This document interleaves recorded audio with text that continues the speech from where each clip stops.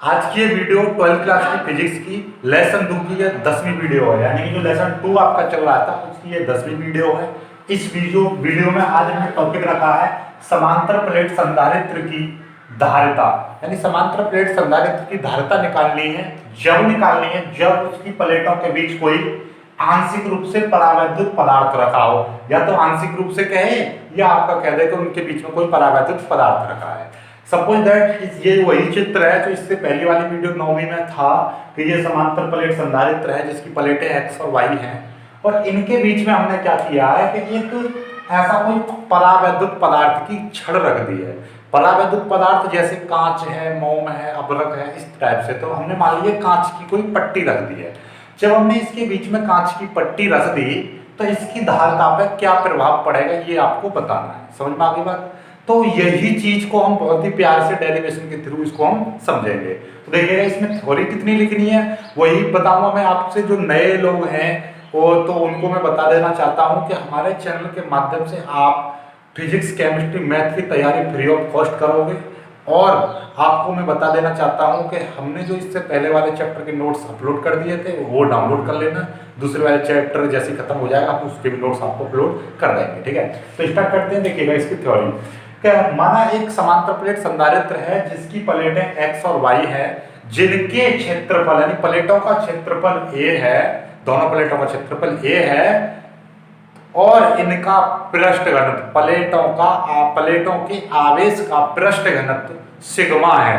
ठीक है, यही थ्योरी हमने उसमें लिखवाई थी समांतर प्लेट संधारित्र में, वही थ्योरी यहाँ पर है। ठीक है, अब देखो बहुत ही प्यार से हम इसको समझते हैं।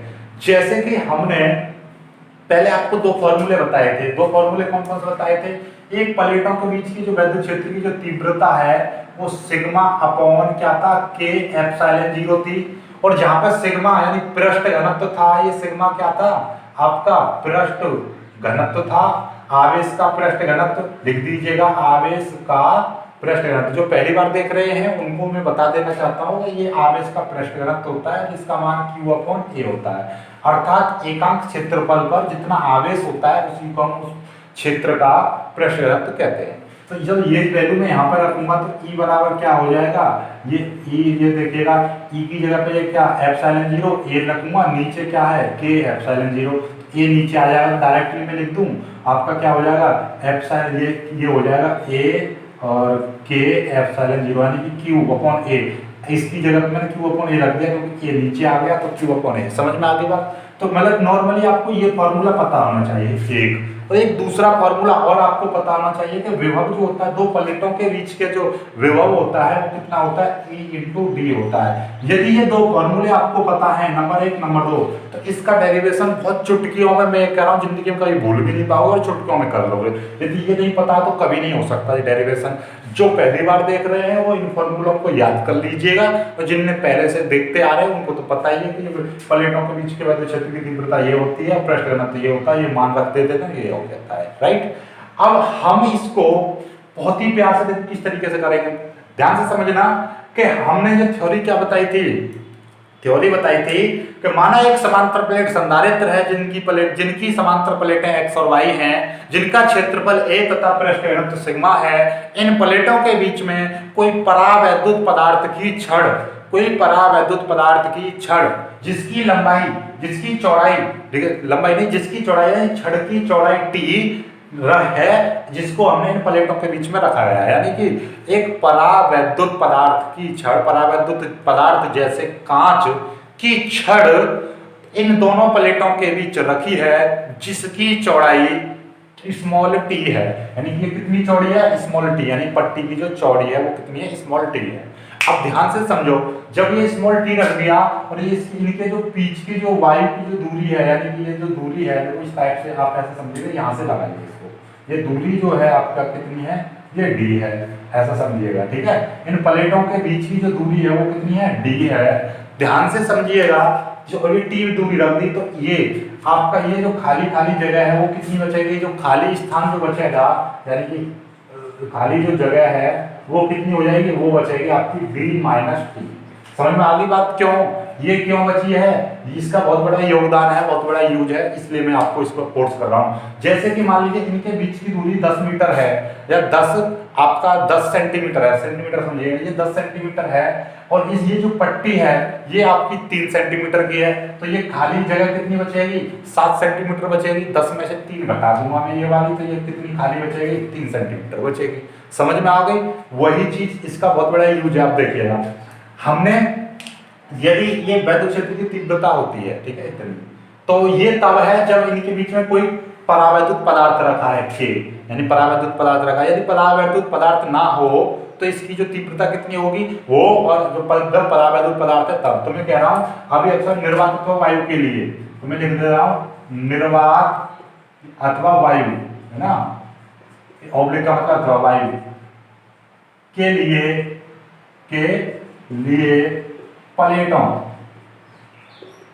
प्लेटों के बीच वैद्युत क्षेत्र की तीव्रता, तो ये हमने मान ली निर्वात अथवा वायु को हमने E0 मान ली, ठीक है। तो देखिएगा यही फॉर्मूला लगेगा Q/A/0, तो यहाँ पर K की जगह पर 1 आ जाएगा। निर्वात अथवा वायु के लिए K बराबर 1 होता है, तो ये क्या हो जाएगा? Q/A और ε0। यही आई थी समांतर प्लेट संधारित्र की धारिता, बस उसमें मैंने E0 लगा दिया। E0 क्यों लगाया है? क्योंकि ये निर्वात अथवा वायु की है, हम कोई परावैद्युत पदार्थ लेंगे उसकी मैं E मान ले रहा हूँ, या E1 मान लीजिए, E2 मान लीजिए, कुछ मान लीजिए, जो आपका मन करे वो मान लीजिए, ठीक है, ये मान लिया।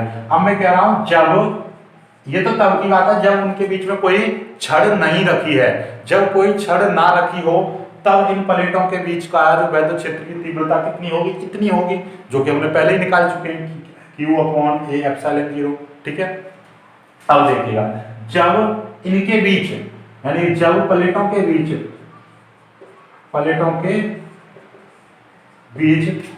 परावैद्युत पदार्थ रख दिया, परावैद्युत पदार्थ रखा है, तब वैद्युत क्षेत्र की तीव्रता क्या हो जाएगी? E, हमने E मान लिया, E मान लिया, तो E बराबर यहाँ पे 1 आ जाएगा। K की जगह पर वही फॉर्मूला रहेगा Q/, और यहाँ पर सॉरी यहाँ पर 1 नहीं आएगा, निर्वात अथवा वायु के लिए 1 हो जाएगा, और यहाँ पर K का K रहेगा, यानी कि K/ε0। ये आपका आ गया। समझ में आ गई बात? दोनों समझ में आ गया। ये निर्वात अथवा वायु के लिए K का मान आपको 1 रखते हैं, ये चीज आ गई। अब हम यहाँ से अगला स्टेप क्या है, ध्यान से समझना, इसको मिटा दे रहा हूँ, ठीक है, इसको मिटा दे रहा हूँ। इस फॉर्मूले को याद रखना, VQ को, ठीक है। अब हम प्लेटों के बीच का विभव निकालेंगे, दोनों प्लेटों के बीच का विभव, दोनों प्लेटों के बीच विभव। तो देखिएगा V बराबर, देखो ध्यान से समझना, V हम लेंगे तो V कैसा हो जाएगा? यानी कि इस छड़ का विभव, ठीक है, क्योंकि ये छड़ है, छड़ में भी कुछ ना कुछ विभव होगा, क्योंकि इसकी वैद्युत क्षेत्र की तीव्रता कुछ तो इसमें होगी, ठीक है। तो इस छड़ का विभव निकालेंगे, यानी कि ये छड़ और ये खाली स्थान है, इसका विभव निकालेंगे तो प्लेटों के बीच का विभव टोटल निकल जाएगा, यानी कि इस छड़ का विभव और इन खाली स्थान का विभव। तो लिख दोगे आप छड़ का विभव,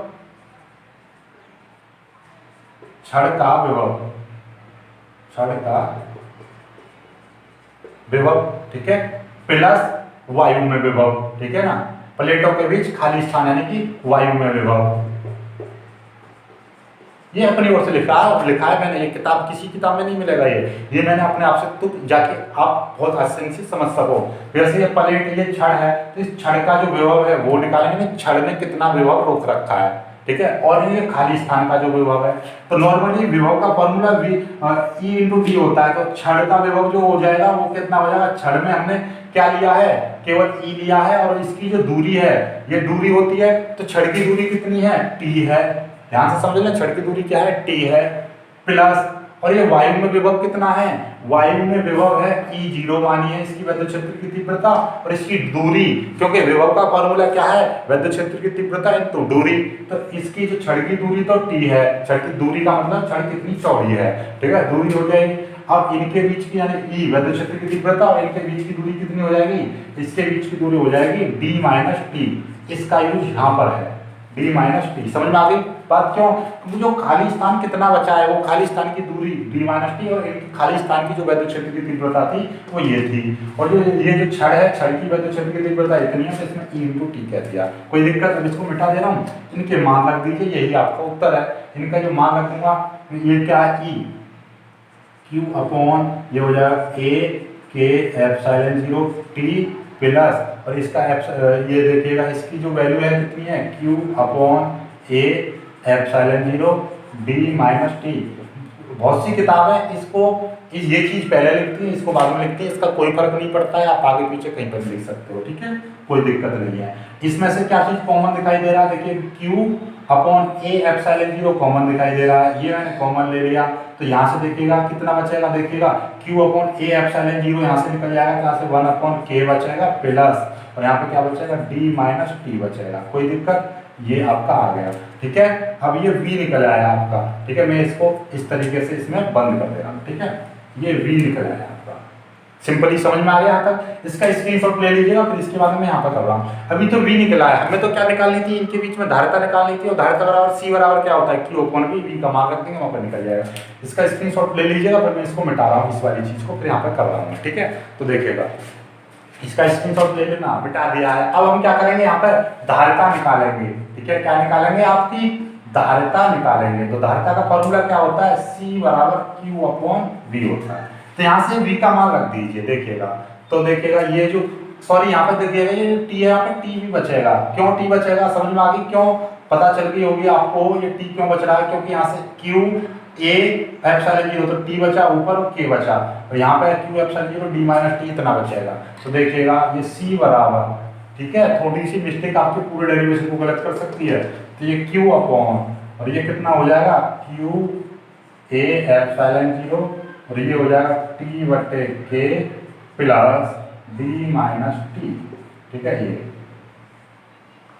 अब देखिएगा Q से ये Q कट जाएगा, तो C का जो मान है ये चीज ऊपर चली जाएगी, तो क्या हो जाएगा A एप्सिलॉन 0 और T बटे K plus D minus T, ये चीज आ जाएगी आपकी, ठीक है। अब यहाँ से कुछ स्पेशल पॉइंट बना देंगे हम, ठीक है। स्पेशल पॉइंट का मतलब देखिएगा, अभी समझ जाओगे आप। तो देखिएगा सिंपली आप यहाँ से क्या समझे कि जब कभी भी दो प्लेटों के बीच अर्थात समांतर प्लेट संधारित्र के बीच कोई छड़ रख देते हैं, यानी परावैद्युत पदार्थ की कोई छड़ रख देते हैं जिसकी चौड़ाई t हो, तो उससे उस प्लेटों समांतर प्लेट संधारित्र की धारिता पर कितना इफेक्ट पड़ता है, वो इतना पड़ता है, यानी उसकी धारिता फिर इतनी रह जाती है, ठीक है। इससे पहले हमारी कितनी आई थी वो भी अभी पता चल जाएगी। देखो स्पेशल पॉइंट में यदि मैं यहाँ पे कहना चाह रहा हूँ कि यदि मैं इनके बीच में, देखो ये मैंने ऐसे खींच दिया, इसका मतलब ये है कि इन प्लेटों के बीच में मैंने पूरा का पूरा एक ऐसा पदार्थ रख दिया जिसकी चौड़ाई कितनी है, यानी कि d है, यानी जो चौड़ाई जितनी प्लेटों के बीच की दूरी है उनके बीच पूरे में मैं क्या भर दूं, परावैद्युत पदार्थ भर दूं। अर्थात ये जो t है, t बराबर d, यानी कि जो t चौड़ाई है वो कितनी ले लूं, इसकी जो पट्टी की चौड़ाई d के बराबर ले लूं, यानी इसमें पूरा फंस जाएगा। जब पूरा फंस जाएगा तो यानी कि इस पर t माइनस d लूंगा तो c की जो वैल्यू है क्या हो जाएगी, तब c की जो वैल्यू निकल के आएगी, ये तो 0 हो जाएगी, क्योंकि d में से यहाँ पर t की जगह पे मैं d रख दूंगा, तो d माइनस d 0, तो ये a epsilon 0 upon T upon K आ जाएगा, और K ऊपर चला जाएगा, तो मतलब क्या हो जाएगा, K A epsilon 0 upon T, इतना आ जाएगा। समझ में आ गई बात, ठीक है। जहाँ पर T क्या है, T आपका वो चौड़ाई रहेगी, ठीक है, यानी कि वो चौड़ाई जितनी चौड़ाई का वो परावैद्युत पदार्थ है। और ये यहाँ पर D भी लिख सकते हो क्योंकि हमने T बराबर D ले लिया है, ठीक है। अब दूसरा पॉइंट देखिएगा, दूसरा स्पेशल पॉइंट ये बनेगा कि यदि मैं t बराबर 0 ले लूँ, यानी कि इसमें कोई छड़ी ना रखूँ, तो ये 0 हो जाएगा। जब ये 0 हो जाएगा, और जब 0 हो जाएगा तो ये के ऊपर चला जाएगा, तो ये 0 देखिएगा, ये इधर ये 0 हो जाएगा, इधर ये 0, तो इसका भी ये 0 और ये भी 0, तो क्या हो जाएगा, केवल आपका c बराबर a एप्सिलॉन 0 अपॉन आपका बचेगा d। कब, जब आपने क्या रखा है, t बराबर 0 रखा है। समझ में आ गई 0, देखो ये 0, यहाँ पर d बचा, और ये 0 किसी संख्या 0 का भाग करते हैं वो भी 0, तो ये 0 और ये 0, केवल क्या बचेगा, d बचेगा। A zero A epsilon zero upon D, यही तो कल निकला था। कल वाली वीडियो में वैद्युत क्षेत्र की जो धारिता जो निकाली थी समांतर प्लेट संधारित्र की धारिता क्या होती है, सी बराबर ए एप्सिलॉन जीरो यानी एप्सिलॉन जीरो ए अपॉन डी, यही तो थी। ठीक है, डी क्या थी, प्लेटों के बीच की दूरी। ठीक है, सिंपली वही चीज़ है।